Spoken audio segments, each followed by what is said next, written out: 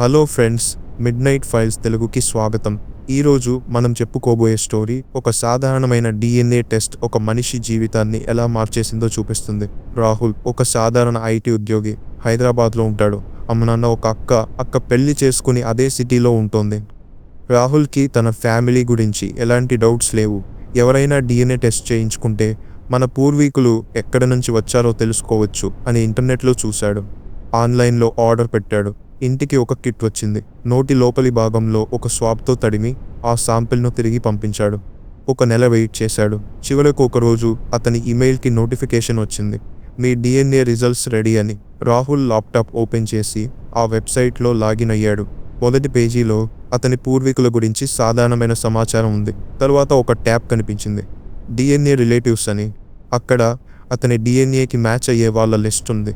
చాలామంది దూర బంధువులు. కానీ ఆ లిస్ట్ చివర ఒక ఎరుపు రంగు అలర్ట్ కనిపించింది, close family match, full sibling match 99.9%. రాహుల్కి గుండె ఆగిపోయినట్టు అయింది. ఫుల్ సిబ్లింగ్ అంటే అదే తల్లిదండ్రులకు పుట్టిన అక్క లేదా తమ్ముడు. అతనికి ఒక్క అక్కే ఉంది. ఆమె ఇప్పటికీ బాగానే ఉంది, హైదరాబాద్లో ఉంది. మధ్యాహ్నం ఫోన్లో మాట్లాడింది కూడా. అయితే ఈ సిబ్లింగ్ మ్యాచ్ ఎవరిది? అతను ఆ లింక్ పైన క్లిక్ చేశాడు. అక్కడ ఒక పేరు కనిపించింది, Jane Doe police case number, date 15 సంవత్సరాల క్రితం. అర్థం కాలేదు. ఈ జేన్ డో ఎవరు? ఎందుకు పోలీసు కేసులో ఉంది? అతను ఆ కేసు నంబర్ను గూగుల్లో వెతికాడు. ఫలితం చూసి అతను కుర్చీ నుంచి కింద పడిపోయాడు. 15 సంవత్సరాల క్రితం వాళ్ళ సిటీలోనే ఒక పార్కు పక్కన ఒక అనామక మహిళ డెడ్ బాడీ దొరికింది. ఎవరో మర్డర్ చేసి పారేశారు. ఎవరో తెలియదు, పేరు తెలియదు. కాబట్టి పోలీసులు ఆమెను జేన్ డో అని పిలిచారు. ఆ కేసు ఇప్పటికీ అన్సాల్వ్డ్. కానీ ఆ డెడ్ బాడీ DNA రాహుల్ DNAకి పూర్తిగా మ్యాచ్ అవుతోంది. అంటే ఆ చనిపోయిన మహిళ రాహుల్కి అక్క లేదా తమ్ముడు. రాహుల్కి ఒక్క అక్కే ఉంది, ఆమె బతికే ఉంది, ఫోన్లో మాట్లాడింది. అయితే ఈ చనిపోయిన మహిళ ఎవరు? రాహుల్ రాత్రంతా నిద్రపోలేదు.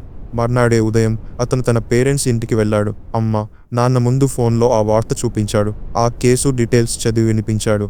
మొదట వాళ్ళ తల్లిదండ్రులు మాట్లాడకుండా కూర్చున్నారు. తర్వాత వాళ్ళమ్మ కళ్ళలో నీళ్లు తిరిగాయి.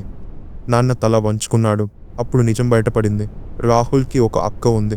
కానీ అతను పుట్టే ముందు వాళ్ళ అమ్మకి 2 అమ్మాయిలు పుట్టారు. ఒక రాహుల్ అక్క, మరొకరు ఆమె కన్నా 1 సంవత్సరం పెద్దది. ఆ పెద్దక్క పుట్టినప్పుడే ఒక జబ్బుతో పుట్టింది. డాక్టర్లు చెప్పారు, ఈ పిల్ల బతకదు అని. కానీ ఆమె బతికింది. కానీ వాళ్ళ తల్లిదండ్రులు చాలా పేదరికంలో ఉన్నారు. ఒక పిల్లను పోషించలేము, రెండో పిల్లను ఎలా పోషిస్తామని వాళ్ళ నాన్న ఒక నిర్ణయం తీసుకున్నాడు. ఆ పెద్ద కూతుర్ని ఒక హాస్పిటల్ ముందు ఉంచి వచ్చేశారు. ఎవరైనా దత్తత తీసుకుంటారు, బతుకుతుంది అని. కానీ ఆ పిల్లను ఎవరూ దత్తత తీసుకోలేదు. ఆమె పెరిగింది ఆర్ఫనేజ్లో. 15 సంవత్సరాల క్రితం ఆమె ఎవరో చేతిలో హత్యకు గురైంది. పార్కు పక్కన బాడీ దొరికింది. పేరు తెలియదు, కుటుంబం తెలియదు. ఆమె పేరు వాళ్ళ అమ్మ నాన్న మనసులోనే ఉండిపోయింది. ఎప్పుడూ ఎవరికీ చెప్పలేదు. రాహుల్కి కూడా తెలియదు. DNA టెస్ట్ ఆ అనామక డెడ్ బాడీకి రాహుల్కి ఉన్న రక్త సంబంధాన్ని బయటపెట్టింది.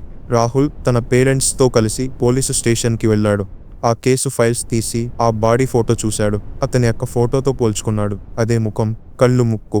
ఆ రోజు 15 సంవత్సరాలుగా అనామకంగా ఉన్న ఆమెకు ఒక పేరు వచ్చింది, ఒక కుటుంబం దొరికింది.